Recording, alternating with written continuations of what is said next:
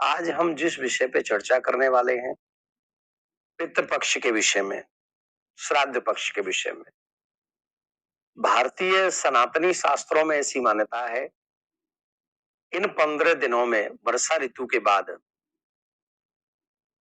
भगवान यमराज पितरों को कुछ समय का समय देते हैं और वो पितृलोक से चल कर आते हैं मृत्यु लोक अपने वंशजों के पास में, मतलब हम सब के पास में हमारे पितृ लोग आते हैं। नाना प्रकार के रूप बनाकर आते हैं, पक्षी इत्यादि का रूप बनाकर वो आते हैं। इसीलिए हमारे यहाँ इन दिनों में कौवे को भी कुछ खिलाया जाता है, गाय को कुछ खिलाया जाता है, चींटियों को भी खिलाया जाता है, आदि आदि कई ऐसी बातें हैं। तो हम आपको प्रमुख प्रमुख बातें बताते हैं कि आप लोगों को क्या क्या सावधानी रखनी है और ये चीजें बहुत विशेष हैं। आप अगर चाहते हैं कि हमारे देवताओं का, पितरों का हमारे ऊपर आशीर्वाद बना रहे, तो इसके लिए जरूरी है कि हमारा व्यवहार भी वैसा ही बना रहे। हमारा व्यवहार कैसा होना चाहिए? तो हमारा व्यवहार ये होना चाहिए, इन 15 दिनों में मर्यादित जीवन हमको जीना है। मर्यादित जीवन मतलब घर में ज्यादा क्रोध ना हो, क्लेश ना हो, मांस आहार ना हो, ड्रिंक ना हो, हम लोग जो नशा वशा करते हैं ऐसा कुछ व्यवहार ना हो। इन सब चीजों से बचना चाहिए हमको। हमारे घर में प्याज लहसुन तक नहीं आना चाहिए इन दिनों में, क्योंकि हर दिन वो आशा रखते हैं कि ये हमें कुछ न कुछ देंगे, देंगे, ये भावना देंगे या हमारे लिए कुछ करेंगे। तो वो कम से कम वो, अब आप जब हमारे यहाँ आए तो वो उनको हमारा घर देखकर उनको बुरा नहीं लगना चाहिए। तो इन चीजों का थोड़ा ध्यान रखेंगे आप सभी लोग। कहते हैं कि पितृपक्ष में किसी भी तरह का मांगलिक कार्यक्रम नहीं होता, जैसे शादी नहीं होती, सगाई नहीं होती है? कोई भी मांगलिक कार्य जो है वो होते ही नहीं है, गृह प्रवेश नहीं हो सकता है, और भी कई ऐसी चीजें हैं जो शादी, मुंडन, सगाई, गृह प्रवेश जैसे मांगलिक कार्य नहीं होते, क्योंकि इन दिनों में हम ऐसा मानते, सनातन ऐसा मानता है कि पितृ शोक का समय रहता है, इसलिए हम लोग ये सब नहीं करते हैं।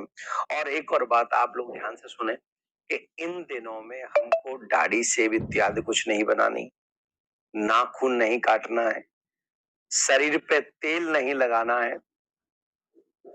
मान्यता तो यह है कि साबुन, शैम्पू इत्यादि का भी प्रयोग हमको इन दिनों में नहीं करना चाहिए, पर स्पेशली जिस दिन श्राद्ध हो हमारे घर में किसी का, उस दिन तो कदाचित कदापि नहीं, ये सब प्रयोग नहीं करना चाहिए।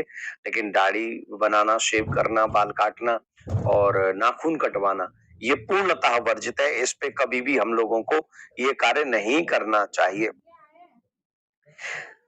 जीव को साल में 2 बार श्राद्ध अवश्य करना चाहिए, 2 बार श्राद्ध अवश्य करना चाहिए। एक तो उस तिथि को जो मुख्य रूप से, एक तो उसी तिथि को हमको करना है जिस तिथि में उनका देहांत हुआ है, शरीर छोड़ा है, शरीर शांत हुआ है। उसी में वार्षिक श्राद्ध हमको उसी तिथि में करना चाहिए जिसमें मृत्यु होती है, और उसी में जब पितृ पक्ष में जब वो तिथि आती है तो उसे हमारे यहाँ पर पार्वण श्राद्ध कहते हैं। तो उसमें भी हमें श्राद्ध अवश्य करना चाहिए, मतलब साल में 2 बार ये श्राद्ध अवश्य करना चाहिए। आपको एक और विशेष बात विशेष बता रहा हूं, इसको आप नोट करें। नोट क्या है? श्राद्ध में साल्विक अन्नों का प्रयोग ज्यादा करना चाहिए, इससे पितृ प्रसन्न होते हैं, उनसे तृप्ति भी उनको प्राप्त होती है। मैं वो क्या क्या प्रयोग करें श्राद्ध में, ध्यान से सुने। काला उड़द, तिल, जौ, सावा के चावल, गेहूं, दूध, दूध से बनी हुई तमाम चीजें, पदार्थ जो है, मिठाई इत्यादि जो भी है, मधु, चीनी, कपूर, वेल, आंवला, अंगूर, कटहल, अनार, अखरोट, कसेरू, नारियल, तेंद, खजूरी, अदरक, जामुन, परवल, गुड़, मखाना, नींबू आदि को अच्छा माना गया है। इनका प्रयोग आप श्राद्ध पक्ष में अवश्य करें, भोजन में अवश्य करें। रसोई शुद्ध रखें, पवित्र रखें। मैं एक ही वीडियो नहीं बना रहा हूं, क्योंकि एक वीडियो बनाऊंगा तो बहुत लंबा हो जाएगा। मैं ऐसे वीडियो बहुत कई बनाऊंगा, लेकिन ये एक वीडियो में मैं शॉर्ट आपको बता रहा हूं। ये शुद्ध चीजें हो गई जो मैंने आपको बताई। इसके बाद जिनका प्रयोग नहीं करना है, कोदो, चना, मसूर, कदली, सत्तू, काला जीरा, टेटी, कचनार, कैथ, खीरा, लौकी, पेठा, सरसों, काला नमक व कोई भी बासी, गला सड़ा, कच्चा, अपवित्र और अन्य श्राद्ध